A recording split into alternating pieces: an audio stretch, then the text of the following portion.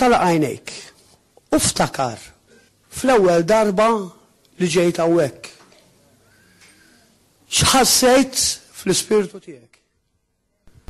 Għalqu għajnejkom għal ftit sekondi. U ftakar ftit f'dawk il-mumenti.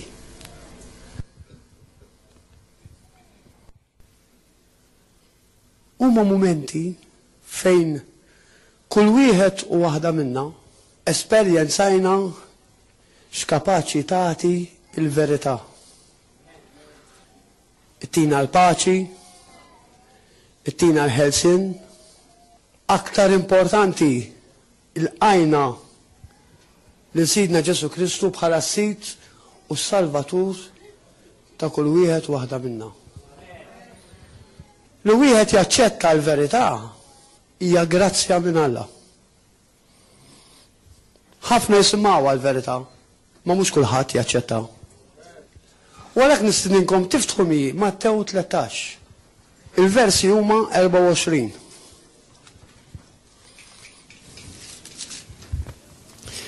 Fejn se nisimgħu rigward il-parabola tas-sikrana.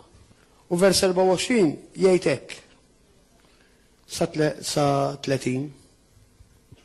Parabola oħra ġabilhom qal.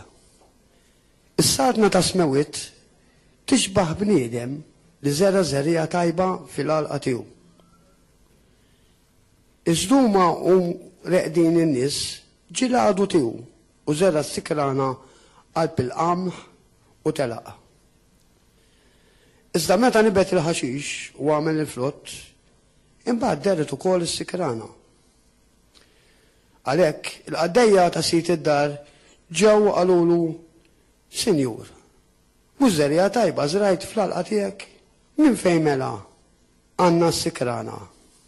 Qalilhom għadu għamel dan, il-qaddejja qalulu, tridx mela mmorru u niġbruha. Iżdu qalilhom le. Għax għandu mnejn intom u tiġbru s-sikrana, tiġbdu wkoll il-qamħ magħha. Ħallhom it-tnejn jikbru flimkien. Saħsat. U fi żmien il-ħsad ngħid il-ħassada iġbru mela s-sikrana. Warbtuha f'qatat biex tarquha. Iżda il-qamħ fil-maħżen tiegħi. Min versi 36 sa 43 nitina t-tifsira tagħha. Imbagħad Ġesu bagħat il-ġmija tan-nies u daħal id-dar. U d-disċipli tiegħu resqu leħu qalulu, fissrinna l-parabola tas-sikrana tal-għalqa. Wieġeb Ġesu qalhom, dak li jiżra żerriegħa tajba u bin il-bniedem. L-għalqa hija d-dinja u żerriegħa tajba huma ulied is-sartna. Imma s-sikrana huma ulied il-ħażin. L-għadu li żera huwa x-xitan. Il-ħsad huwa tmiem id-dinja u l-ħassada huma l-anġli. Mela bħalma s-sikrana tinġabar u tinħaraq fin-nar, hekk ukoll fit-tmiem tad-dinja. Aħna li ġejna fdati bix-xandir tal-verità għandna responsabilità. Ir-raġuni li mal-medda ta' żmien mill-ewwel seklu għallum daħlu ħafna reliġjonijiet u setet biex jieħdu post il-verità. Waħda minn dawn hija s-setta tax-Xhieda ta' Ġehovah. Jiena għal 9 snin sħaħ kont membru tax-Xhieda ta' Ġehovah, kien hawn Johnny, niftakar sew, u kien hawn xi ħadd ieħor. Għal 9 snin sħaħ kont fix-Xhieda ta' Ġehovah. Din is-setta hija setta kompatta ħafna, magħluqa u xejn ma joħroġ minn ġo fiha. Ftit li xejn. Meta tkun magħhom, it-tagħlim itulek b'tali mod u maniera li jistressjaw f'punti fejn jissapportja it-tagħlim tagħhom. Dawn huma nies strenjati biex jilħu l-individwu l-aħjar mod possibbli. Għandhom skola jgħidu l-iskola teokratika edha specifikament biex titrenja lil dak li jkunu biex meta jersqu lejn l-individwu jersqu leħ f'tal mod u maniera li lil dak li jkun jaħallulu ż-żerija fih biex tħalli l-frott. Dottrini ħżiena meta tqalbilhom mal-iskrittura illum il-ġurnata li għandna il-verità fidejna għandhom huma ħżiena u se nitkellem dwarhom għalfejn huma ħżiena u jekk jaqblux mal-iskrittura imma affarijiet tajba għandhom ukoll. Waħda minnhom huwa l-entużjażmu li għandhom biex joħorġu jevanġelizzaw daw. Din hija kwalità li l-kol kemm aħna nistgħu nimitawhom fiha di. Barra minn hekk il-commitment tal-laqgħat tagħhom il-Kingdom Hall għax hekk isibuha huma, is-sala tagħhom il-Kingdom Hall, għid li l-erba' is-sibt il-ħamis u t-tlieta tkun full up. Ġifieri n-nies jattendu bit-twettiq ta' Lut kapitlu 10 versi 24 u 25 li m'għandhomx jitilfu laqqas laqgħa waħda bejniethom. Barra minn hekk dawn għandhom ġimgħa sieħa għaddejjin jibdew it-tnejn ikollhom il-book study, it-tlieta ikollhom imur evanġelizzaw kuljum, l-erba' għandhom iskola teokratika, il-ħamis jerġu jintaqgħu, il-ġimgħa jerġu joħorġu jevanġelizzaw u s-sibt għandhom is-service. U ma jfallux daw. U din hija xi ħaġa li għalina tajba li nimitawhom fiha.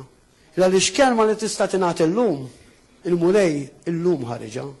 U jaf dik il-kelma illum min tkellek bżonna. Noqogħdu attenti li meta nersqu lejn dawn ix-xhieda ta' Ġehovah qatt ma nikkritikaw lill-persuna. Ir-raġuni hija ovvja. Jien li kont wieħed minnhom kont hemmhekk bħal sieħa. U minn għalija bħal Pawlu kont qed naqdi lil Alla bħal bsieħa. Noqogħdu attenti li meta ntaqgħu magħhom dan nies qatt ma nikkritikaw il-persuna, ma dejjem nikkritikaw id-dottrini la mhux ġejjin mill-Iskrittura. Kif taħdem din l-organizzazzjoni ta' Xhieda ta' Ġehovah? Daw għandhom il-headquarters fi Brooklyn, għandhom jgħidula Bethel. L-organizzazzjoni tissejjaħ Watchtower Bible and Tract Society. Mod legali hekk irreġistrata, imma huma magħrufin bħala Xhieda ta' Ġehovah. Hemmhekk għandek il-President, u mbagħad hemm tim li jgħidulu l-governing body, se nitkellmu fuq da.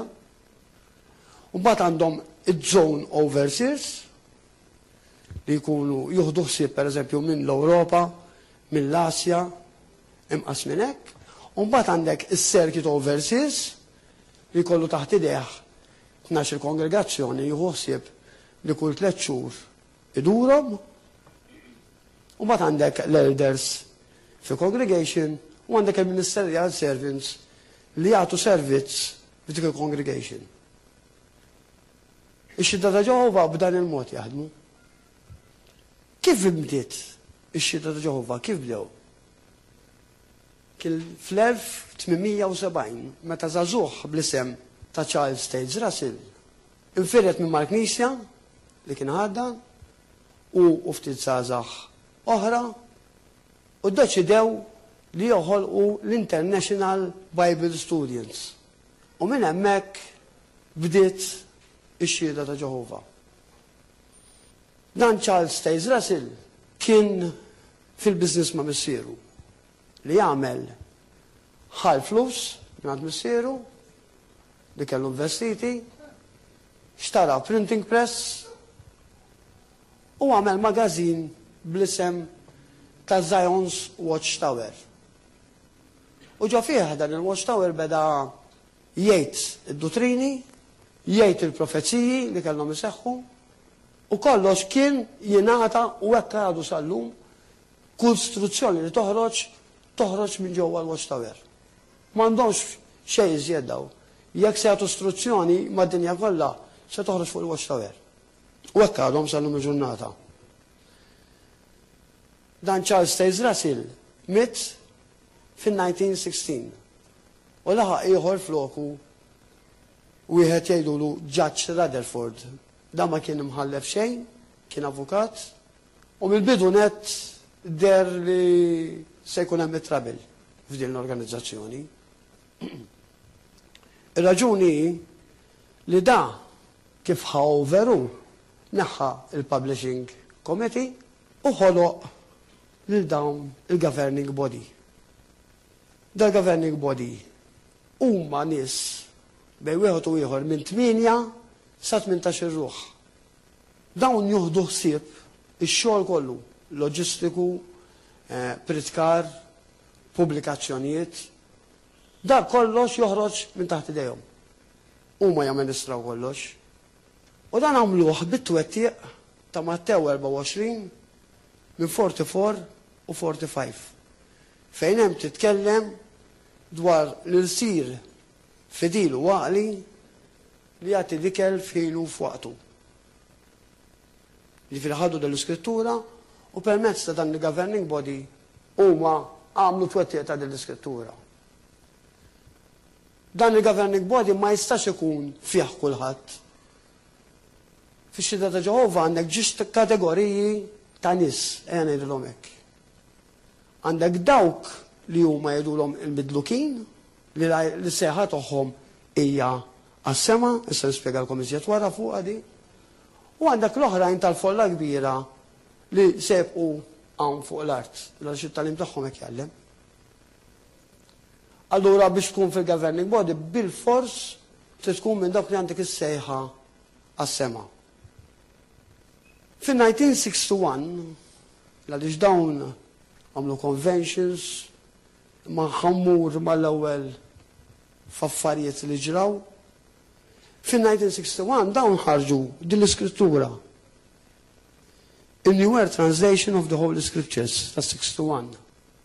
Dawn qalu li din kienet maħuda direttament mis-Septuaginta. Meħuda wkoll minn parċmini ta' Dead Sea Scrolls u minn parċmini oħra li jinsabu f'miżewwijiet. Meta ġew iffaċċjati minn esperti tal-lingwa, tal-Aramajk, Ebrajk u Grik, sabu intop. Għaliex ħareġ ċar li dawn ma kellhomx la grammatika u ma kienu jifhmu xejn f'dawn il-lingwi.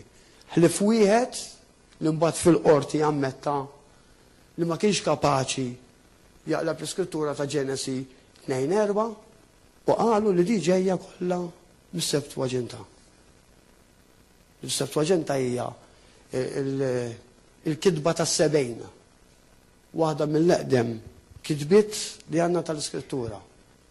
Huma qalu li ġejja li ġiet maqluba minnha meta fil-fatt daw laqqas il-lingwi ma kienu jafu aħseb wara kemm trateġewha minn dik biex għamlu New World Translation. Fatt taħt ħalfa fil-qorti ammetta li ma kienx kapaċi jaqleb laqqas Ġenesi 2:4. Ix-Xhieda ta' Ġehovah jgħidu li huma iċ-channel dirett ma' Alla. Illum il-ġurnata Alla ikellem lilhom il-dawn il-midlukin permezz tal-Governing Body li hemm ġo Brooklyn. Aħna nafu li Alla dejjem fil-qedem tkellem bi profeta u daw hekk jgħidu li huma l-profeta modern tal-lum.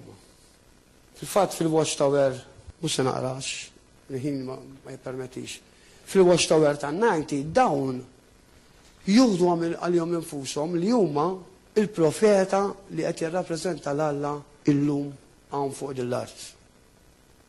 Imma fi żmien il-qedem nafu wkoll li bħalma kien hemm profeti li jirrappreżentaw l-Alla, kien hemm profeti li huma folots. Kien hemm profeti li kienu jitkellmu l-preżunzjoni tagħhom infushom, minn żniethom. U fil-fatt darba qamet din l-issue u f'Dewtoronomju 18 insibuha di situazzjoni u jgħan niftu Dewtoronomju 18 ħalli nkunu nistgħu nikkwalifikaw minn fejn ikunu nafu jekk dawn mhumiex vera u mhix vera profeti mibatuin minn Alla jew jekk humiex profeti folots. U Dewtoronomju 18 vers 20-22 jagħmilha ċara kif aħna nistgħu narfu. Vers 20 jgħid iżda l-profeta li bi preżunzjoni jitkellem kliem fismi u li jien mord ngħidlux jitkellem jew jitkellem fis-sem Alla toħra dak il-profeta għandu jmut. U jekk tgħid f'qalbek kif inkunu nafu li l-kelma li l-mulej ma qalix. Meta l-profeta jitkellem fis-sem il-mulej u l-ħaġa ma ssirx u ma tiġrix, dik tkun il-ħaġa li l-mulej ma qalix. Il-profeta ikun għal-aħħa bi preżunzjoni u tibżux minnu. Jiġifieri l-Iskrittura qed tagħmilha ċara li jekk dawn jgħidu li huma l-profeta tal-Alla llum il-ġurnata, dawk li jgħidu irrid iseħħ. Ma meta nanalizzaw xi profeziji qalu daw mal-ewwel neħlu. Fl-1870 da Charles Taze Russell ħareġ bil-profezija tal-aħħar żminijiet fejn qal li id-data ta' 1914 kellha tkun l-aħħar tad-dinja. Faddan qabad ħa l-aħħar sultan li kien hemm ġo Ġuda li hu qal li kien fis-607 tal-era komuni, is-sena kienet 607, meta fil-fatt dawk li jikbu l-istorja jgħidu li dan kien fil-537 jew fil-539 f'dak iż-żminijiet mhux fis-607, qabad id-data ta' 607 da għamel 360 multiply bil-Gentle Times, is-7 years of Gentle Times, 7 żminijiet il-ġentili, u ġib id-data to 520. Meta mel minus 607 ġitu 1913. Mbagħad kien hemm il-0 għal 1 tot sena u ġab li fil-1914. B'mod viżibbli, mhux b'mod inviżibbli, b'mod viżibbli kellu jidher Sidna Ġesu Kristu. In-1914 ġiet, għadiet, u Sidna Ġesu Kristu ma derx b'mod viżibbli. Dan huwa profeta vera, jew huwa profeta fals. Meta l-Iskrittura qed tagħmilha ċara li jekk jgħid xi ħaġa u ma sseħħx ma tkunx ġejja mill-mulej. Ġifieri dan mill-bidunet tlaqna li kien juri li dawn mhux vera il-profeta ta' Alla tal-lum il-ġurnata. Fil-fatt wara ħarġu kodba fejn pruvaw jispjegaw li dak li qal Russell ma kienx minnu, fil-fatt fi ktieb jismu Times at Hand tan-1908. Russell għamilha ċara u tonna li fin-1914 kellu jidher Sidna Ġesu Kristu. Mankind Search for God li ħareġ xi 7 snin ilu, dawn qalu li ma qalx hekk. U pruvaw ibenġluha biex ma jaqgħux għaċċajt ħabba li Sidna Ġesu Kristu ma derx. Barra 1914, mbagħad ħarġet in-1921, in-1925, l-ikbar waħda kienet fin-1975. U għadda iż-żmien l-lum qegħdin 2014 u Sidna Ġesu Kristu ma derx. Ġifieri dan jagħti xhieda jekk dan hux profeta veru jew profeta fals. Ġifieri dawn huma profeziji li ma twettqux. Imbagħad niġu għad-dottrini li ħarġu bihom daw. Waħda mill-iżjed dottrini li huma jgħidu hija dwar id-divinità ta' Sidna Ġesu Kristu. Jekk Sidna Ġesu Kristu huwiex Alla jew le. Fil-ktieb tagħhom inti tista' tgħix għal dejjem f'ġenna tal-art f'dan.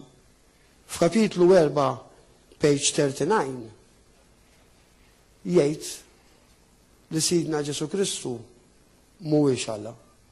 Ma dan jaqbel ma dak li tgħid l-Iskrittura. Huma jibbażaw li Sidna Ġesu Kristu mhuwiex Alla li sista kollox fuq żewġ skritturi primarji. Għandek Iżajija 9:6 fejn mbagħad għandha twettiq tagħha f'Luqa kapitlu 2 u għandek Ġwanni 14:28 fejn tgħid li missieri hu akbar minni. U dan qablu daw iż-żewġ skritturi u qalu Kristu mhux Alla li jista' kollox. Ma ħajja naraw daqsxejn Iżajija 9:6 xi tgħid eżatt. Illa għaliex jekk taqra u tistressja x'lek qed ilkom fil-bidu trid toqgħod attent fejn stressjaw il-kelma. U meta tkun ġdid magħhom għandhom di tattika li jagħmluha. U se nagħmilha kif għamluha mi. Vers 6 jgħid hekk araħ. Għax twildilna tifel ingħatanna eben u seta tkun fuq spalleħ u jissemma ismu Kunsillier tal-Aġeb. Alla qawwi, għafem. Mela mhux Alla li jista' kollox.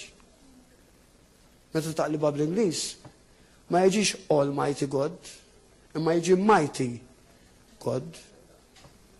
U jgħidlek qed tara mela Sidna Ġesu Kristu li din hija profezija li kienet tindika għalih mhux Alla li jista' kollox.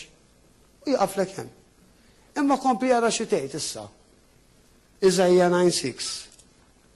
Alla qawwi missier għal dejjem. Jekk issaqsi xi ħadd tax-xhieda ta' Ġehovah, tgħidlu min huwa l-missier?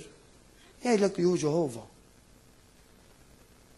Mela, din il-profezija qed tgħid li Sidna Ġesu Kristu huwa l-missier eternu wkoll. Għaliex anki jekk taqra fl-Iskrittura tal-Laqda Biblika Maltija, hekk tgħid li huwa l-missier etern. Imma dan huwa l-lob tal-kliem li jekk ma toqgħodx attent għalih tinqabad fih. Jien iqbad fih għal 9 snin sħaħ. Fat 9:6 jekk jgħid taraħ. 5 tara għax twildilna tifel ingħatanna eben. Is-seta tkun fuq spalleħ u jsemmuh Kunsillier tal-Aġeb. Alla setan u missier għal dejjem. Ġifieri jiġi applikat li hu il-missier għal dejjem. U meta saqsi xi ħadd tax-xhieda ta' Ġehovah min huwa il-missier, jgħidulek li mhux Sidna Ġesu Kristu, jgħidulek li huwa Jahweh, jew kif jgħidu ma' Ġehovah. Mela din l-Iskrittura li kienet profezija għal Sidna Ġesu Kristu diġà qed turi li dan kien Alla. Imma barra minn hekk l-Iskrittura, kumplament tal-Iskrittura taqbel ma' din il-frażi. Meta aħna nanalizzaw l-Iskrittura, Skrittura wara Skrittura joħroġ ċarru tont li Sidna Ġesu Kristu huwa Alla li jista' kollox magħmul fil-ġisem. Fil-fatt, hemm Skritturi, pereżempju Ġwanni 14:9, li jgħid mirra lili l-missieri. Hemm Skritturi oħra, Ġwanni 10:30, jiena u l-missier ħaġa waħda. Meta kien qed jitkellem mal-Fareżej, u di importanti. Għax di mhux qalwa d-dixxipli tiegħu. Meta kien qed jitkellem mal-Fareżej u rridu jħaġruh, għallhom għax ixtiequ tħaġruni. Qalulu għax ħaġa tajba mhux se ħaġruk, qalulu ma se nħaġruk għax jien bniedem qed tagħmel lilek innifsek Alla.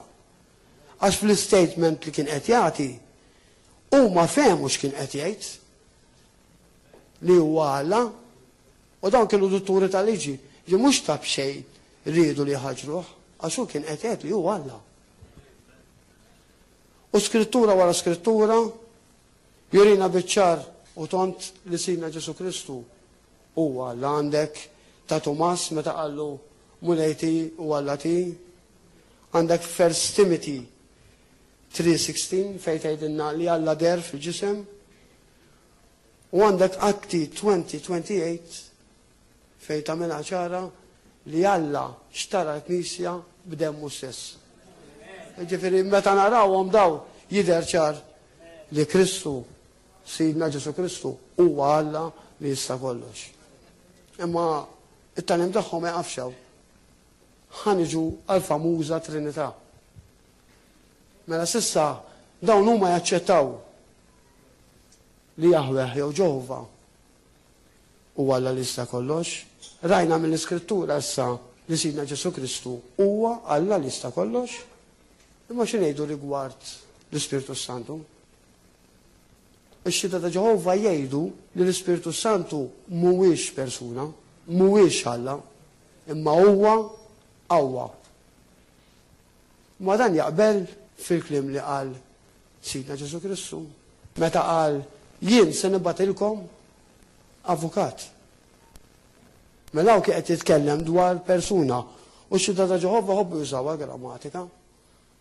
U hawnhekk qed jitkellem fuq xi ħaġa hi u mhux xi ħaġa it bħalma hija l-qawwa. Jiġifieri jidher ċar li l-Ispirtu Santu mhuwiex qawwa, imma huwa persuna wkoll. Fil-fatt f'dan l-istess ktieb dawn tant jaqgħu fil-baxx li jgħidu li hija qawwa li f'din l-istampa turi il-120 dixxiplu meta kienu fil-kamra ta' fuq. U f'dan il-klim ta' fuq jgħid hekk. Jista' jkun li l-Ispirtu Mqaddes ikun persuna meta huwa mela madwar 120 dixxiplu fl-istess ħin. Jiġifieri dawn jemmnu li Alla li jista' kollox u ma jistgħux jemmnu li hu kien kapaċi jaqsam f'120. Insew meta niżlet il-preżenza mhux niżel Alla nnifsu fuq il-muntanja tant tredet lill-lud bdew jibżgħu. Dan kapaċi jagħmel affarijiet ħoloq l-univers. Mhix kapaċi. Ħoloq tarbija mingħajr ma kien hemm interkors. Ġej mhux kapaċi jagħmilha da. Ma tant imorru fl-assurd li daw huma stess iwaqqgħu il-qawwa ta' Alla. Li Alla jista' jagħmel affarijiet li għalina huma impossibbli. Ejja. Hekk tgħidha lili ma nistax nagħmilha. Imma Alla li jista' kollox. Qed ngħidha fl-isqarrija tiegħi jista' kollox. Jiġifieri dan anke fli jgħidu waqt li qed tgħidha qed tixħad meta qed hekk ma jistax jagħmilha dan. Da mhux qed ngħidu jien qed jidher fil-ktieb jiġifieri. Pubblikazzjoni tagħhom. Inti tista' tgħix dejjem f'ġenna tal-art. U dan qed norih għaliex dan huwa it-tagħlim bażiku fuq dan. Jimxu l-iżjed.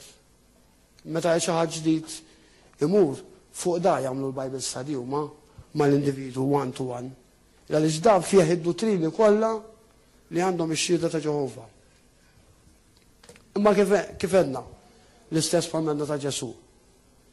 Taqbel l-Iskrittura li dan huwa qawwa jew le. Dak il-punt għandu l-qafil fatt jgħidha meta Marija ħarġet ilha Ġesu qalu il-qawwa tiġi fuqek. Ġifieri l-Ispirtu Santu għandu l-qawwa imma mhux huwa qawwa, huwa persuna.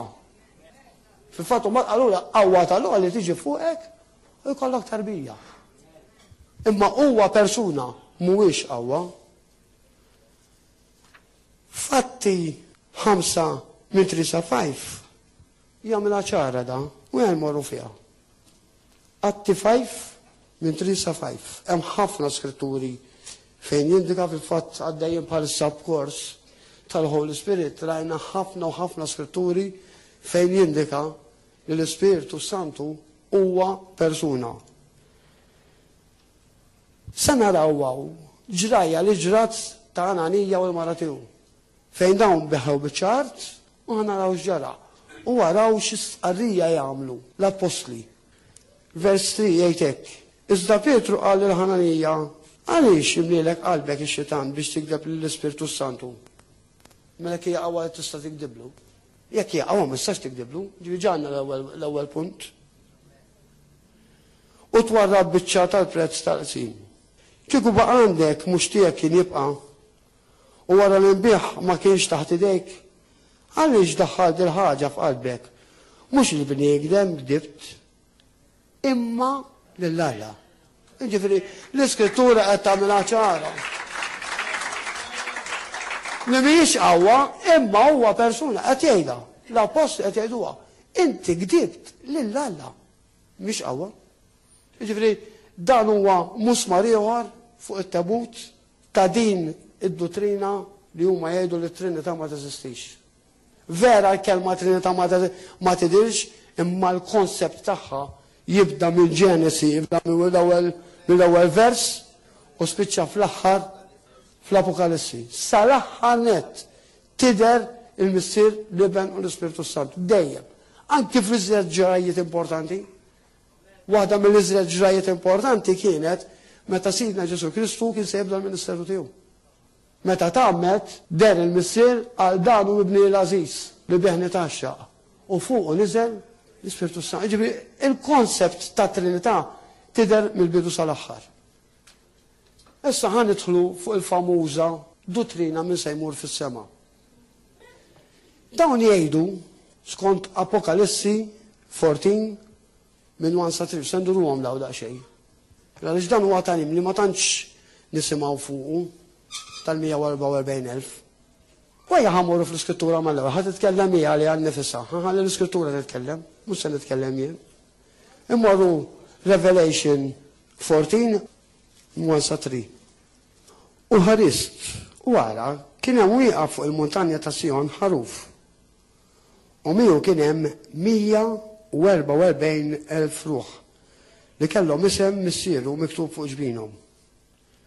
U smajt leħen mis-sema bħal ħoss ta' ħafna l-mijiet u bħal ħoss ta' rada qawwija. U smajt il-ħoss ta' daq u tal-arpi huma jdoqqu l-arpi tagħhom. U għannew bħal għanja ġdida quddiem it-tron u quddiem l-erba' kreaturi ħajjin u xjuħ. U l-ebda bniedem ma seta' jitgħallem dik il-għanja ħlif il-144,000. Għan għafda xejja għal-issa. Fid-dottrina tagħhom, ix-xhieda ta' Ġehova jgħidu li dawn huma dawk biss li se jmorru fis-sema. M'hemm ħadd iżjed. Dawn japplikaw l-Iskrittura ta' Rumani 8 vers 16 fejn jgħid li l-Ispirtu ta' dak li jkun jixed ma' l-Ispirtu tal-Alla li huma wolied Alla. U l-oħrajn x'inhuma allura? Tiġi waħedha l-mistoqsija. Il-bqija l-oħrajn. Jekk nodu x-xhieda ta' Ġehova qegħdin bejn 3 miljuni u 3 miljuni u nofs madwar id-dinja. Allura għandek 144,000 li se jmorru fis-sema. Huma wolied Alla. L-oħrajn x'inhuma mhumiex wolied Alla laqqas. Toħroġ waħedha l-mistoqsija. Ma dawn jgħidu li dawn huma biss se jmorru. Imma l-Iskrittura nerġgħu l-Iskrittura ħallu lilha tirrispondi mhux aħna. Xi tgħid dwar dan? Ejja mmorru Revelation 7. Fejn se naraw min huma l-oħrajn, l-Iskrittura tgħid li dawn huma folla kbira. Fil-fatt huma jġibu x-xebħ ta' meta il-Lut ħarġu minn ġol Eġittu u magħhom ħarġu mixed crowd jgħidula huma. Ħarġu nies li ma kinux Iżraeliti, imma gawdew mill-grazzja li Alla tal-poplu Iżraelit, daw billi kienu leali u għamlu dak li qal Alla. Ħadu mill-barka tagħhom ukoll u ħarġu magħhom. U dawn japplikaw dik it-tixbieħa għal 144,000 li se jmorru fis-sema u l-folla l-kbira ma dawk il-mixed crowd. Imma ra se jgħid Revelation 7. Għaw jitkellem fuq 12,000 minn 12 tribu ta' Iżrael. U l-versi minn 7 sa 9 jgħid hekk araħ. Jibda mill-for u l-atta dawk li kienu immarkani kienu 144,000, 1000 mitrubijiet kollha ta' Ulet Iżrael. 1000 mitrubu ta' Ġuda, 12,000 immarkati mitrubu ta' Ruben, 12,000 immarkati mitrubu ta' Gad, mitrubu ta' Asar, mitrubu ta' Naftila, 12,000 mitrubu ta' Manasse, 12,000 mitrubu ta' Simon, Levi, Iskar, Zebbulan u minn ta' Giuseppi. Immissar għal-vers disa sejt. Mela dawk minn fejn ġew il-144,000, 12,000 ruħ b'12 tribut ta' Izrael. Meta 12 times 12 jiġu 144,000. Illa xaw għad nitkellem fuq għalun. Imma għal-vers 9 issa sejt, issa se nidħlu fejn se jmorru l-folla kbira. Issa daw jgħidu skont Ruma għaw skont Mattew kapitlu 5, vers 5. Għax daw jibbażaw fuq l-iskrittura, għax huma jgħidu li t-talim tagħhom kollu bbażat fuq l-iskrittura.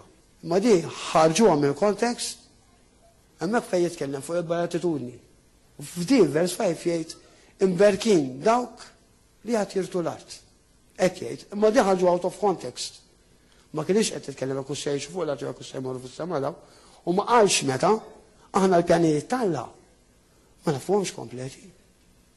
Aħna nafu l-pjan tal-Alla sakemm torina l-iskrittura x'hemm wara Alla biss jafu. Jiena nħares mhux lejn id-dinja tagħna biss, imma nħares lejn id-dinjiet tal-univers. Xi skop Alla għandu. X'inhu ma nafx għadni, imma xi skop Alla għandu. Imma ara sejt fuq dak li nafu fuq illum il-ġurnata. Ara sejt vers disa. Wara dan ħarist wara kotra kbira li ebda bniedem ma kien jista' jgħodda, kien wieqaf quddiem it-tron. Fejn qegħdin daw? Fiċ-ġnien ta' qegħdin? Quddiem it-tron. U tron fejn qiegħed? Mela da fejn qegħdin? Il-loġika wkoll tgħidlek li din id-dottrina hija żbaljata. U qed jitkellem ċarru tont li din folla kbira. Imma t-taħwida li fiha di hija immens. L-ġdiem storja wara, daw jaqbdu Ġwanni kapitlu 10, minna li vers 16. Fejn jitkellem u jgħid li ħares għandi naċ oħra li mhuwiex minn ta' dan il-maqjel. U dawn qalu li dawk il-maqjel huma 144,000. U naċ l-oħra li mhuwiex ta' dan il-maqjel huma l-oħrajn, il-folla kbira. Imma aħna nafu kif twettqet dik l-iskrittura? Dik l-iskrittura twettqet meta Cornelius aċċetta il-verità. U kien l-ewwel ġentili, il għaliex dawn ma kienux fil-patt, il-ġentili, aħna li aħna ġentili. Konna dak iż-żmien aħna konna nkunu ġentili, ma konniex Lut. Dan kien Ruman li aċċetta l-Messija li nsina Ġesu Kristu bħala Situ Salvatur f'ħajtu. U nizzel l-Ispiritu Santu. Fil-fatt Petru ma rridx fil-bidu 3 darbiet. Għallu mulej, jien ma nikwaċ għax Alla taħ viżjoni. Għallu mulej, f'kapitlu 10. Għallu mulej, għallu jien mhux se niekol minnak. U Alla għallu dak li naddaftien tgħidlux maħmuġ inti. U din Ġwanni kapitlu 10 it-twetteq tagħha hija hemmhekk. U mhux li 144,000 se jmorru fis-sema u l-għarjen se jibqgħu fuq l-art. Jiġifieri din gerfixa sħiħa meta tanalizza issib li hemm gerfixa sħiħa dwarha di. Jiġifieri qed naraw l-iskrittura stess li tgħidilna li dawn fis-sema se jmorru. U mbagħad hemm il-famuża dottrina oħra tad-demm. Jekk hawn wieħed hawn Malta li jista' jgħid li esperjenza di tad-demm huwa jiena. Għand il-karti hawn jien spiċċajt il-qorti ħadu l-tifel għaliex ma rridx intih demm. Da sa kont nemmen jien.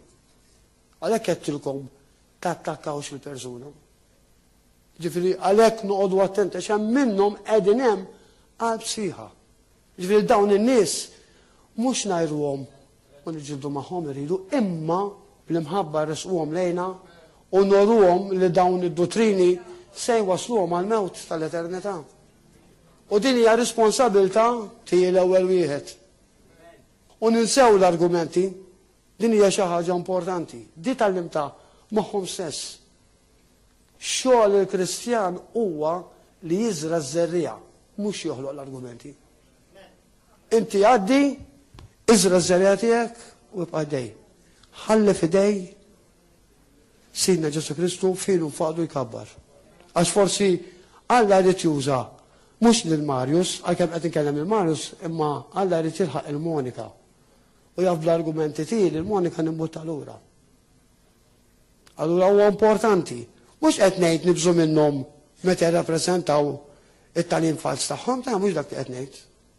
Imma dejjem għandna nkun ikollna l-iskop moħħna li aħna mhux nerbħu l-argument jekk dan mhux raġun fit-Trinità jew le. Imma l-iskop tagħna huwa li dan l-individwu irresquh lejn il-verità. Dak għandu jkun l-iskop ewlieni ta' kull wieħed waħda minnha. Di ta' dem kont wieħed milli jien esperjenzajta. Għandi l-karti hawnhekk qegħdi. Dan kelli t-tifel jiena u kien jiekol ħafna ħelu. U għawlu snin. Is-snin tiegħu swidu kompletament. U ġejna biex noperawh. Għaliex ma setgħux jaqlaw għamlu waħda. Jien għandi tfal tiegħi batu marda li teżisti fil-Mediterran jgħidu la Mediterranean tarassimja.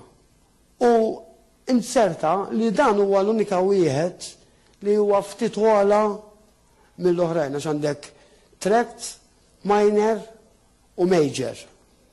Jekk inti jkollok il-major għandek daqsxejn tal-problemi. Jekk hija minor tista' tiffaċċja l-problemi, imma hija tract jekk inti tagħtel każ u toqgħod sew toħsib b'saħħtek m'għandek problemi ta' xejn. Sa tifel tiegħi inserta qiegħed bejn tract u minor. U meta morna l-isptar kien hemm it-tabib tal-isptar li kien jirrappreżenta id-dental u mal-ewwel qed lu jiena xutta Ġehovah u jekk tiġi biex iddieħ id-dem ma rridx tiddieħ id-dem. U dan qalli ħares qalli jiena lija ma ntex dem, qalli imma jekk niġi bżonn nintieħ id-dem, id-dem se ntieħulu ta'. Qed ma mhux se nifhem għalek. Għax li ġi ta' Alla hekk kont nemmen jiena dak iż-żmien, hekk kont nemmen. Għax bil-mod li spjegaw ili hekk kienet tidher. Għatlu, mhux se nifhem, għalli ma ġara xejn żiebi. Għalli jien mhux se naraħ illum, għalli naraħ biss, għalli sa għada nikkuntattjak, għalli u nimxu minn hemm. La da fl-offsina nisma' tħabbita u ġew żewġ pulizija. Għalli jriduk il-qorti urġenti ħi. Monna l-qorti u għalli rigward l-operazzjoni li semmen it-tifel, għalli bil-forsi tiffermalu għaddemmet, li mhux se niffermalu, għalli ma ġara xejn, għalli il-qorti tidħol għat-tifel, tħadu l-kustodja, se kemm issir l-operazzjoni u għaddit. It-tifel għamlu ilu l-operazzjoni u ma ġara xejn, ġifieri la taħdem ma taħu xejn. Imma din jien kont nemminha b'qalb sieħa. U hemm ħafna hemmhekk jemmnuha b'qalb sieħa. Meta din mhijiex strutturali, għax hawn is-sabiħ. Fil-fatt dawn jagħmlu ħafna pressjoni fuqek u ngħidha quddiem kulħadd. Jagħmlu l-pressjoni fuqek meta tiġi biex tifferma għad-dem. Jekk inti tifferma tiġi disfellowt, hekk hu Mamet, mal-ewwel. Mal-ewwel jintraqa l-Judicial Committee għax għandhom kumitat jgħidu l-Judicial Committee, jintaqa' laqas tkun preżenti inti, m'hemmx fejn tkun preżenti inti, u jisfgħu il-barra mal-ewwel. Disfellowship. U hekk inti ma tkunx Mamet tiġi disassociated. Ġifieri daw fuqha ma jċedu xejn. Issa immaġina inti għandek dak f'moħħok u l-pressjoni min-naħa tagħhom. Imma daw minn fejn ġabuha. Morru għat 15. U naraw minn fejn ġabuha, minn fejn qed jibbażaw huma din id-dottrina. U għala tgħid ċekk jew le. Għatti kapitlu 15, vers 28. Wara xi tgħid. Vers 28 u 29. Din kien hemm għamet problema fil-Knisja ta' Antiochja fejn billi kienu daħlu l-ġentili, il-Lut rridu l-ġentili jagħmlu iċ-ċirkonċiżjoni. U l-ċirkonċiżjoni tagħmilha kbir, u dak iż-żmien ma kienx hemm l-oppju, qed issemmi uġieħ ta' vera. Allura inħolqot problema jekk dawn għandhom x'jagħmluha jew le. U ġara li l-apostli intaw talbu fuqha u sejtuna ir-risposta li ħarġu biha. Vers 28 u 29 jgħid hekk karaħ. Għax l-Ispirtu Santu u l-inna derinna sewwa li m'għandniex nabbukom b'tabija akbar minn dan, il-ħwejjeġ neħtieġu. li titbedu minn dik il-sagrifikat lill-idoli u mid-demm u minn ħwejjeġ maħnuqa u miż-żena. Tagħmlu tajjeb tħarsu ruħkom minn dawn saħħa. Hemmhekk qed jgħidlek li ma tistax tuħodem, lew ħaġa bla transfusions ma kienx hemm dak iż-żmien. Ġifieri ġaqtajna. Tgħidu li allura dawn ma rajthomx meta kont magħhom għax hemm tqum il-mistoqsija. Tant tkun ibbombardjat il-ħin kollu, tant tkun ibbombardjat il-ħin li laqqas tagħti kasu daw l-affarijiet. Meta toħroġ minn hemm tinduna fejn kont. Iwa, mbagħad iwa tinduna, tgħid il-Marija Marija fejn kont. Għax daw il-ħin kollu jisamlu u hekk tinnotaw daw dejjem l-istess teorija. Fil-watch towers tagħhom daw jibdew mill-aħħar żminijiet, Trinità, l-infern, li ma nixruħ, dejjem l-istess għaddejjin, dejjem l-istess. Allura bombardament sieħ. U ma jtukx ċans taħseb, tinqabad fiha di xibka. Għawwa, l-apostli qalu li ma nix nabukom baffarijiet aktar minn dawk li teħtieġu. Fatta għek kienet għamet problema. Għaliex l-aħwa ġentini ma kienu se jkunu fil-paċi u dawk il-Kristjani Lut ma kienu se jkunu komdi jekk dawn mhux se jagħmlu ċirkonċiżjoni u l-apostli ħarġu b'dan ir-riżultat. X'kellhom f'moħħhom meta qalu dawn l-apostli? Morru Levitku 17 u naraw. Levitku 17 għaliex tinsewx li Lut li l-apostli ħafna minnhom kienu Lut u liġi ta' Mosè kienu jafuha fuq ponozzu bajhom ukoll. Għax għalkemm kienu nies mhumiex ta' skola, irridu niftakru issa li daw ġew minni jim l-Ispiritu Santu. Li hu kiteb li l-iskrittura mqazza, ġiri daw blamment kienu jafuha. U Levitku 17, tennu l-Levi nara xi jgħid. U kull wieħed mid-dar tal-Israel, jew mill-orba, ġifieri dawk li jagħmlu magħhom, li jiekol xi demm indawwar wiċċi kontra min jiekol id-demm u neqerdu minn fost niesu. Għax il-laħam, għax il-ħajja tal-laħam hi fid-demm u jien tajtulkom fuq l-artal biex tagħmlu offerta ħatabtu d-nobietkom għalikom infuskom għax hu id-demm li il-ħajja li jatti id-nub. Ġifieri dawn kienu jafu x'kellhom f'moħħhom, l-apposti kienu jafu x'inhu ma jgħidu. Li d-demm kien qed jirrappreżenta li jitatta d-nub. U ma rridhomx jabbuhom b'affarijiet aktar milli jeħtieġu. Ġifieri di meta tanalizza ssib li din id-dottrina hija mpoġġija fuq ix-xejn. Fuq ix-xejn kompleti. U qed jiġu affettwati ħafna nies bi ħadi. Mhux hawn Malta biss, anke barra minn Malta. Hemm ħafna uħud li jbadu jitkissru familji fuq għalita, mhux qed ngħidu xi ħaġa ta' ċajlita, da għajt li jkollok tarbija jkollok accident, weġġetlek it-tarbija, il-missirru xu ta' Ġehova, ma jridx jituħolhom trid tittieħ. Daw jispiċċaw anke jinfirlu, ġifieri ġieli rajt fil-watch tower sejjer ta' familji jitkissru fuq hekk. Meta l-iskrittura tagħmilha ċara li aħna nsalvaw in-nies iridu, f'Eżikiel jagħmilha ċara li jekk imut bniedem għalletlu bid-demm tiegħu minn għandna.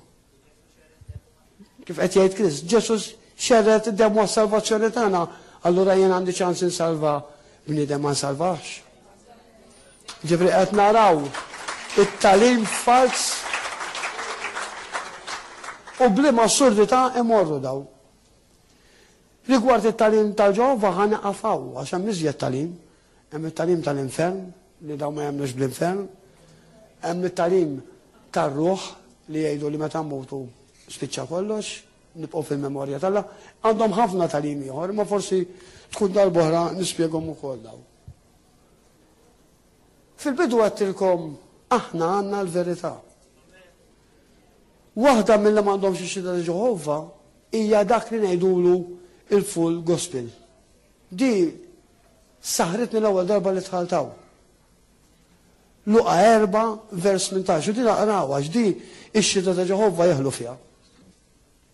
Is-sabiħa hi li din hija l-ewwel skrittura li Sidna Ġesu Kristu kwota fil-ministeru tiegħu, l-ewwel waħda. Meta daħal fis-sinagoga, fetaħ il-parċmina u għalhekk. L-ispirtu tal-mulej fuqi għaxudu likni biex inxandar l-Evanġelju l-fuqra. Batni biex infejjaq lil dawk ta' qalbhom maqsuma. Batni nħabbar il-ħelsin l-imjasrin u nagħti d-dawl lill-lumja biex neħles lill-imsejknin u biex inxandar is-sena maqtuwa mal-mulej. Għala il-ktieb għallhom din l-iskrittura twettqet illum.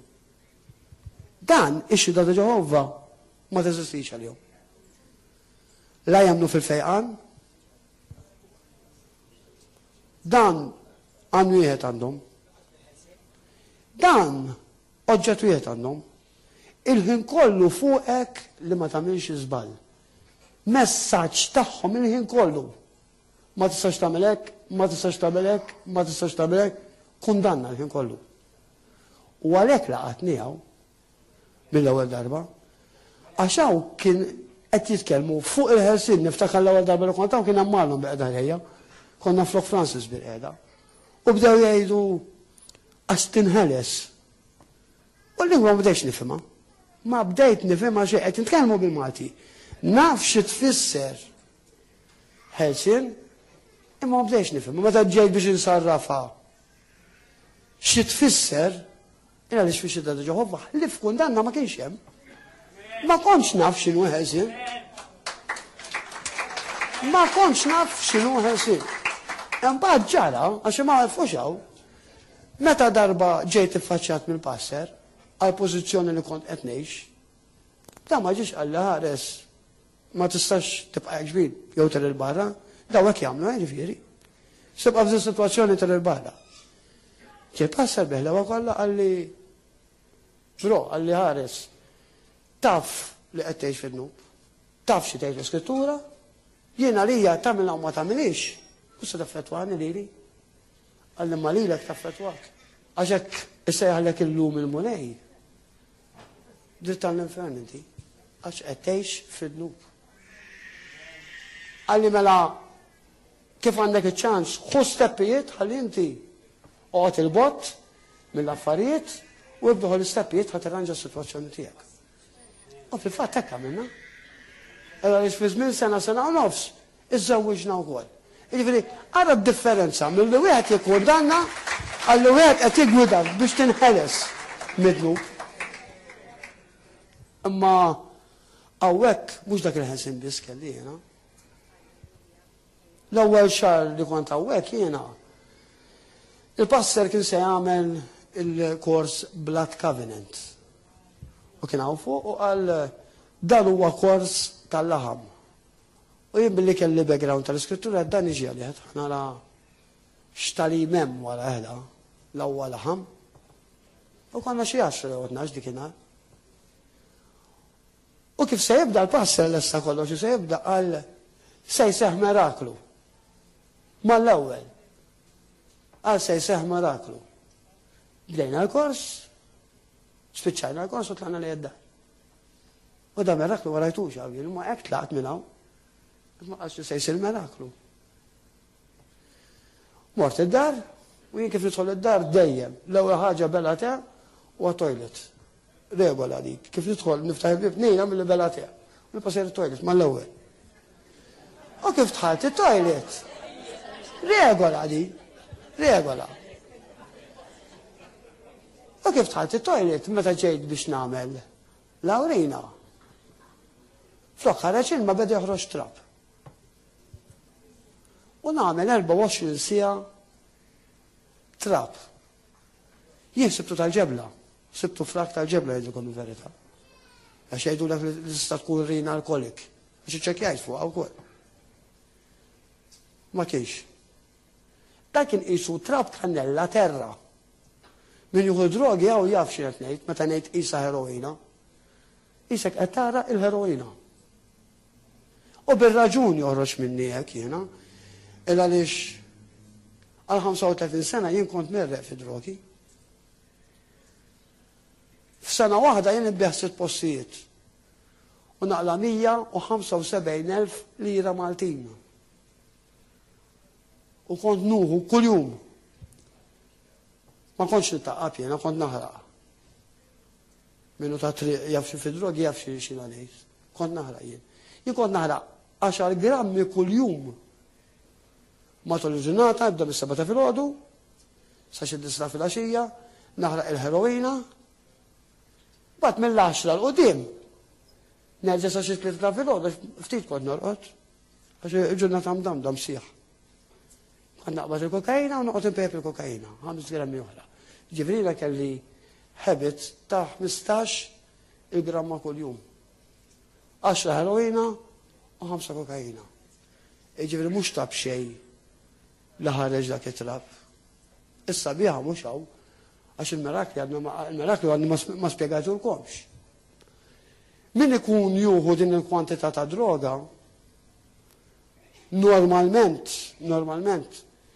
tmur l-isptar, detox, u jtik missura il-fuq minn 100. Jiena qatt ma mort id-detox. Kull ma milt ħadd Suboxone tal-8, Suboxone tal-4, l-għada, u Suboxone tal-2. Ir-raġuni kienet li meta tkun ħireġ minna da moħħok jibda jaħseb li inti se jaqbdek l-ġieħ ġodarek. U jaqbdek l-ġieħ ġodarek vera. U bdejt nibża li se jaqbadni l-ġieħ ġodari. Tħossok imwaħħal malat. Laqqas tiflaħ tiċċaqlaq, laqqas tkun tiflaħ tiċċaqlaq. U nuhu dik il-kwantità kbira ta' droga, kull maħat dawn it-3 pirmli, waħda tal-8, waħda tal-4, waħda tal-2, u minn dik inallaw id-droga bye. Nagħmel 15 ġurnata. Ġismi ittarrax kompletament. U ma ħassejx daqshekk u ġieħ. Is-sickness tal-heroina huwa akraħ. Għax meta kont nipprova naqta' qabel, kont noqgħod naqbes min-naħa l-oħra, sodda tuqumek puffu tispara n-naħa l-oħra. Mhux għal darba laħat rasi ma kexxu. U dan, għax hawn il-miraklu, ħariġt minn dik id-droga kollha u laqqas daqshekk farka ta' oġieħ. Ġifieri dan bil-fors li kien miraklu. Ġifieri għalhekk biex xi ħaġa ta' ċajt li jiena u int għandna l-verità. U ejjew nożuha dil-verità. Laħwa. Nożuha għaliex fl-iskrittura hemm tarim li jitkellem fuq da. Nożuha billi naqsmuha ma' ħadd ieħor. Imma l-Ingliż għandhom saying, charity begins at home. U l-ewwel għajnuna għandna bżonn intuha għaw ġew. Għal-raġuni li minnaw qed tiġi mxantra il-verità. Issa immaġinaw intom laħwa li tiġu għaw l-erba u s-sib li xkun tal-kini jem, karta biċun għan n-naħa l-oħra, frak tal-kraker sawek u għaw ma jitnaddafx. Dan huwa parti mill-Vangelu, ta? L-apposti ħolqu li sapposta biex huma jkunu jissu xandru l-kelma u l-affarijiet l-oħra tal-għajminiet ikun hemm qed jagħmilhom. Ma saqsi lilek innifsek, kemm tiġi inti? Qedtilkom ix-xhieda ta' Ġehovah huma committed. Committed u hekk tgħid se jsir tindif Kingdom Hall, kun żgur li għandek tliet irruħ. Għalhekk saqsi lilek innifsek, jien qed nagħti il-parti tiegħu hekk għaliex dan huwa mod kif int qed tikkontribwixxi. Forse ma tistax toħroġ tipritka fit-triq. Ma billi inti tiġi tnaddafaw. Tisteħe. Qed tikkontribwixxi biex isir il-Vanġelu. Rigward it-talb. Mari il-ġimgħa l-oħra tat-taħdita fuq it-talb. Jiena niġi nhar ta' ħamis hawn għat-talb. Ħafna drabi qed nispiċċaw tnejn min-nies. Fejn din hija dar tat-talb. Ix-xhieda ta' Ġehovah li hija reliġjon magħmula mill-bniedem jattendu. Intu jien x'aħna nagħmlu? Tiġix tgħidli għax-xogħol u għax-tfal, għax intom kollha tafuni, jien naħdem baxar tfal jiġru jiena kuljum, ġifieri m'hemm skuża ħadd. Ħadd m'għandu skuża, jekk hawn xi ħadd li issa jgħid li għandu skuża huwa jiena. Għax naħdem u nħossib Għarajt 5 u mixti, imma jħin kollu jiġru miħin daw. Jekk huwa xogħol, qed naħdem ukoll. Taf x'aħna ngħidu, jekk kull persuna tagħti siegħa fil-ġimgħa, f'xahar għandna 400 siegħa. Tindif u l-affarijiet l-oħra kollha li jridu jsiru. Meta se nidru qudiem it-tron, b'sejdilna, mhux ikun nista' anke lili, għax ġieli tażżint bħalkom jien, ngħid m'għandix qed tidemmu. Għax tiġi ġurnata, ma tiġi ġurnata fuqek qed illum għandi qed naqas niċċara minn ġo sodda. Tiġi fuqek. U għandna drawwa nisimgħu dan il-kliem, nagħmlu l-ewwel ġimgħa, ma tieni ġimgħa nerġgħu vuf. Importanti l-aħwa. Importanti. Ix-xhieda ta' Ġehovha u għalhekk qed inqabbel, għalhekk qed inqabbel. Xemx u xita tafu bħali intom. Wara l-bib ikunu da, ma jaqtawx qalbu. Aw qegħdin fil-kumdita kollha u nsibuha betqila biex niġu nagħmlu sijaw. L-iżjed li ddejjaq jien hija tat-talba. Għax maħniex nifmu il-koncept x'jiġifieri t-talba. Is-service huwa tajjeb l-erba' u s-sibt, mela mhux tajjeb. Imma t-talba hemmhekk huwa l-ħajja li jagħti s-service. Ġifrek mux qed nifmu din, huwa tajjeb l-aħwa. Nidħlu daqsxejn fil-kamra ta' ġewwa u ngħidu jien x'qed nagħmel. Nilagħba tal-Kristjan komdu, jew Kristjan li les li noħroġ fl-arena, niġilet mal-Iljuni. Għax bħalissa qegħdin fil-paċi, fil-kwiet u tranquillità, għaddejjin, plain sailing. Ma Sidna Ġesu Kristu għalimna li l-persekuzzjoni ħatiġi. Aħna nitolbu lill-missier biex ma tiġix, imma l-pjan Alla hemm qiegħed u se jitwettaq u protezzjoni se jtina. Imma il-persekuzzjoni xorta se tiġi. Lilek fejn se ssibek u lili fejn se ssibni għax jien magħkom, jiġifieri dak qed ngħid għalikom qed ngħid għalija. Jiġifieri l-aħwa ejjew nduru d-dawra madwarna u nuru li aħna verament soldati ta' Kristu. U verament namlu dak li jrid il-missier. Fit-tempju ta' Ġerusalem, niftakar King, mhux kien jismu dak. Tana taħdita Obedidin xi ħaġa kien jismu. U bqajt niftakar dik taħdita. Kemm huwa importanti li kulħadd jagħti dik il-ftit tiegħu. Meta aħna nagħtu dik il-ftit tagħna, l-leġubijiet li jisiru u ma tal-ħagġeb l-ħawa. Ma jistax ikun il-pastor u 3 jew 4 min nies minn 4 mitruħ. Din hija xi ħaġa tal-mistħija għalina. Il-pastor kienu suġġerixxa li nġibu n-nies jaħslu hawnhekk. Jekk jiġu dawn in-nies jien l-ewwel wieħed nisti. Nisti ngħid. Meta jien qed niġi nuħu il-verità, il-kelma pura tal-Alla minnaw, u minix kapaċi niġi naħseb naqbad balmin u naħseb minn fejn neħirġa l-kelma. Tkun xi ħaġa tal-mistija. Tiftakru Ġesu x'qal? Jekk ma jsirx tiplitkar minnkom jitkellmu l-ġebel. Fl-istess sitwazzjoni se niġu. Fl-istess sitwazzjoni hawa. U qed ngħidha din għax ix-xhieda ta' Ġehovha huma committed mill-la sa' zeta. Li dawn rajna mill-iskrittura. Li dawn ir-reliġjon magħmula mill-bniedem li se twassal għat-telfin. Aħseb wara aħna li għandna l-verità f'idejna. Ara li kull wieħed u waħda minna ikollna sem mod jew ieħor, ħalli meta ngħidru quddiem it-tron tiegħu ngħidu mulej. Il-parti tiegħi żgħira kemm żgħira għamilta. U tkellimna fuq il-ħelsin, għandi kemm għedtilkom. Dan fik iġib ħelsin u barra ħelsin iġib lek ferħ, għalxiex. Da qed nitkellem għax esperjenzajtu jienaw. Meta kont niġi innaddaf, għax palissa ma nistax fil-ħodu, konna nkunu 4-5 saħwaw, fuq xiex qed titkellem.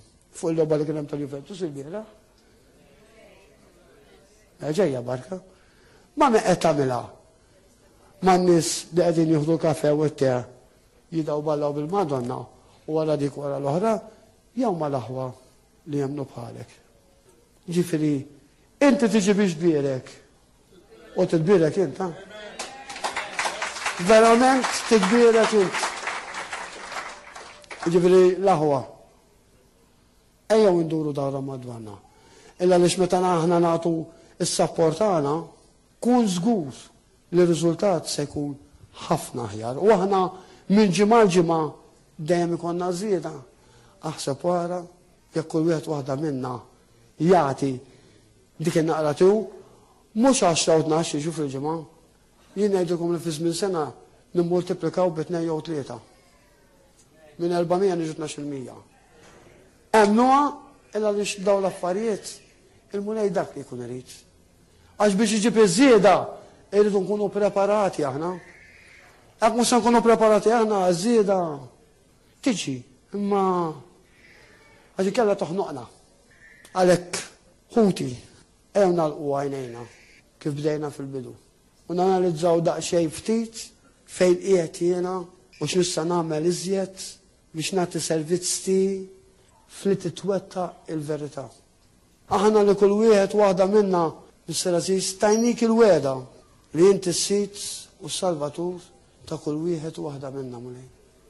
Għamel hija Mr. Aziz li l-kol kemm aħna mulej din il-weda nżommuha. Għaliex nafu Mr. Aziz li int m'għandek bżonn xejn, imma jekk aħna nagħmlu dan li qed tgħid int Mr. Aziz se nitbirku aħna. U aħna Mr. Aziz li se nikbru b'mod spiritwali bħala individwi kif ukoll anke bħala kongregazzjoni Mr. Aziz. Għalhekk hija mulej ejja uħu kontroll ta' kull wieħed waħda minnha Mr. Aziz. Għamel li verament iġbuk l-ewwel fil-ħajja tagħna. Qabel ix-xogħol, qabel il-pjaċiri u qabel kollox Mr. Aziz. Dan hu l-ewwel komandament Mr. Aziz li inti tajt il-Kristjan. Nħobbu qalbna kollha, bir-ruħ kollha u bis-saħħa kollha tagħna Mr. Aziz. Nirringrazzjawk mulej għaliex dan huwa privileġġ li inti jogħġbok ittina l-grazzja li ttina l-verità Mr. Aziz. Ejn il-kull wieħed minna mulej nagħmluha tagħna. Ma jkunx bil-klim biss Mr. Aziz imma jkun fatti sħiħ Mr. Aziz. Billi l-kol kemm aħna Mr. Aziz nuru li aħna lesti li nagħtu sal-inqas tikka mulej minn tal-ħin tagħna. Dan jista' jsarraf Mr. Aziz f'salvazzjoni għan-nies ta' barra mulej Aziz. Li minn ġimgħa l ġimgħa jiġu hawnhekk Mr. Aziz u jaċċettawk fil-ħajja tagħhom. Ejja mulej, aħna nirringrazzjawk li qed ittina dan iċ-ċans mulej li naħdmu miegħek f'din l-għalqa. U talli qed ikollna mulej il-privileġġ li waslu uħud għal salvazzjoni missier. Fejn naraw mirakli jitwettqu f'kull wieħed u waħda minnha Mr. Aziz, hekk trid tagħmel int anke ma' dawn uħud ġodda Mr. Aziz li jiġu. Anke l-ġodda li għandna llum Mr. Aziz. Illum inti ma ġibthomx għal xejn mulej Aziz. Il-kol kemm huma kellimthom bil-mod li taf titkellem int Mr. Aziz. Se jaraw kif joħorġu minn hawn mulej il-paċi u s-serenità li jint se tħalli fil-qalb tagħhom mulej. U għalhekk Mr. Aziz, aħna poġġuhom lok fidejk. Ħossibhom int Mr. Aziz u għamel li kull wieħed waħda minnha mulej intuhom is-sapport tagħna biex jarfu biżej. Jarfu li hemm bżonn li huma jagħmluk is-sit u s-salvatur fil-ħajja tagħhom. Grazzi mulej Aziz. Alleluja.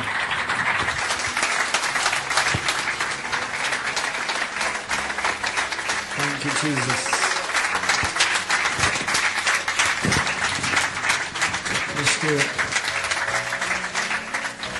Nixtieq li nitolbu għal żewġ tipi ta' nies. Għal dawk li jekk inti llum jagħtaw għalek qatt esperjenzi dak il-Ġesu Kristu f'ħajtek b'mod ħaj u qatt esperjenzajt il-Ġesu b'relazzjoni ħajja u personali u tixtieq is-salva. Tixtieq li Ġesu jiġi f'ħajtek u jissalvak u jaħfilek dubietek. It-tieni ħaġa li nixtieq nitlob għal nies li jixtiequ jesperjenzaw ħelsien. Ħelsien mid-droga, ħelsien minn pornografija, ħelsien minn xi tip ta' ħakma oħra. Ġesu ġie biex jeħles il dawk kollha li huma mjassrin. U Ġesu Kristu hawnhekk huwa ħaj. Jekk inti forsi tgħid ħoss li għandek xi saħta fuq ħajtek, xi saħta ġenerazzjonijiet, jekk inti mortan xi darba tagħmel xorti u ġibt xi mamul fuq ħajtek jew għamlulek xi mamul, tista' tinħeles bil-qawwa ta' Ġesu Kristu. Jekk dal-persuna hija inti llum tixtieq tirċievi talb, sew biex l-ewwel number one biex issalva jkollok il-ħajja ta' dejjem u tibda ħajja ġdida mal-mulej u tu biex ikollok ħelsien.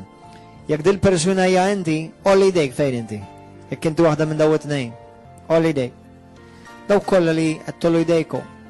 Nixtieqkom il-koll minnkom fejn inkom għamlu kuraġġ qumu u hawnhekk ħanitolbu magħkom malajr. Jekk inti tixtieq tiġi meħlus minn xi ħaġa.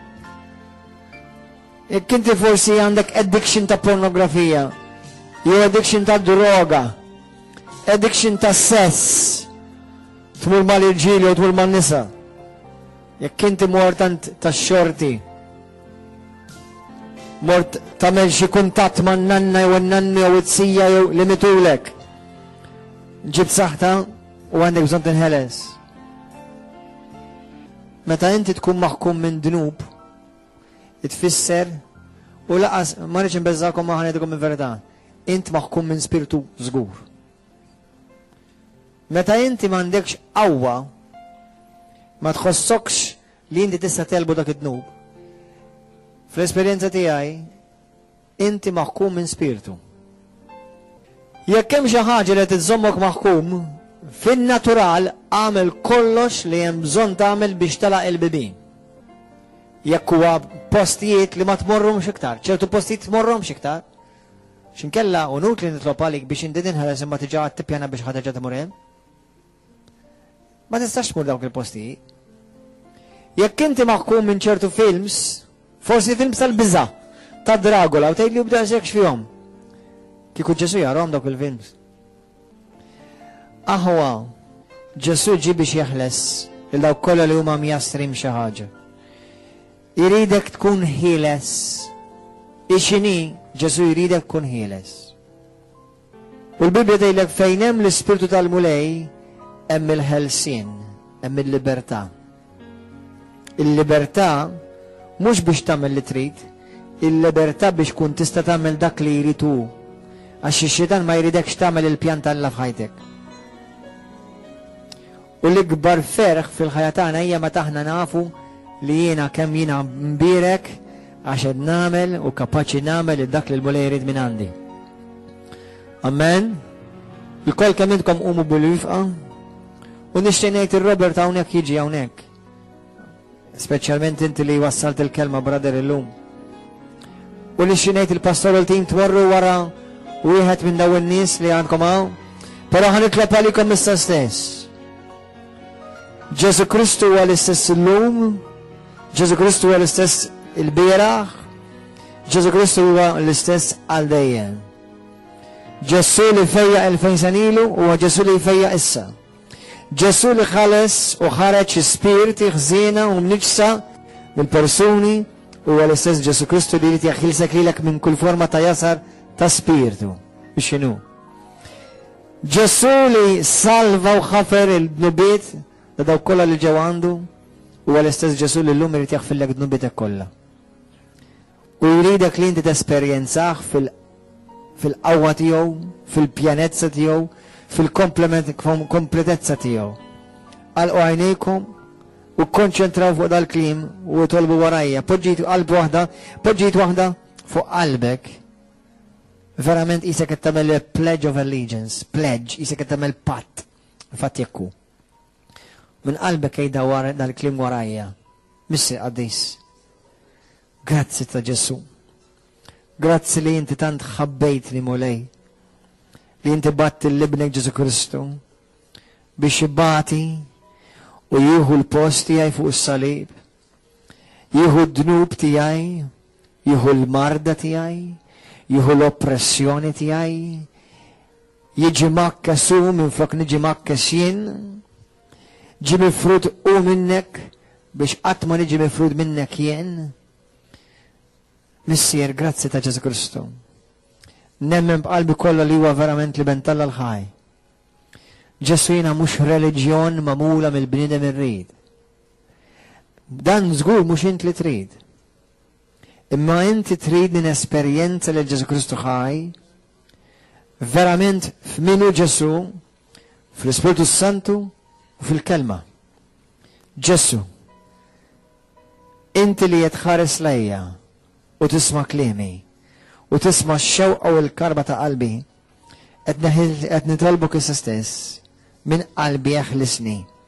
Eħlisni minn dak kollu li jassarni. Eħlisni mill-biża tal-bniedem. Eħlisni mulej mill-terrur u t-turment tad-demonju. Eħlisni mulej Ġesu minn ħsibilijiet li jiġu jaksuni u jitturbentawni. Eħlisni mulej minn kull forma ta' addiction. Ixini. Mulej Ġesu eħlisni minn kull ħakma ta' dnub. Ġesu rrid nesperjenzak b'mod reali u b'mod ħaj. Ġesu inti li bentalla l-ħaj. Inti s-sit, il-mulej u s-salvatur tiegħi. U minn qalbi nsejjaħlek mulej tiegħi u Alla tiegħi. Imlini issa stess bil-ferħ tiegħek mulej, bil-imħabba tiegħek Ġesu, u eħlisni mulej, u qaċċad minn ġo fija kull katina, ħoll minn fuq ħajti kull irbit li ġibt jien jew ġabu oħrajn fuqi, li rabtuni, li raksuni u li oppressawni. Mulej Ġesu, illum niddikjara is-sena tal-ġublew fuq ħajti, niddikjara ħelsien fuq ħajti. Ġesu Kristu għassidu s-salvatur tiegħi. Aħfilli mulejt nibieti, aħfilli mulejta kemm il-darba jien involvejt riħi f'affarijiet li lilek ma jogħġbukx, anzi weġġawk u ġaluni nidneb kontra tiegħek.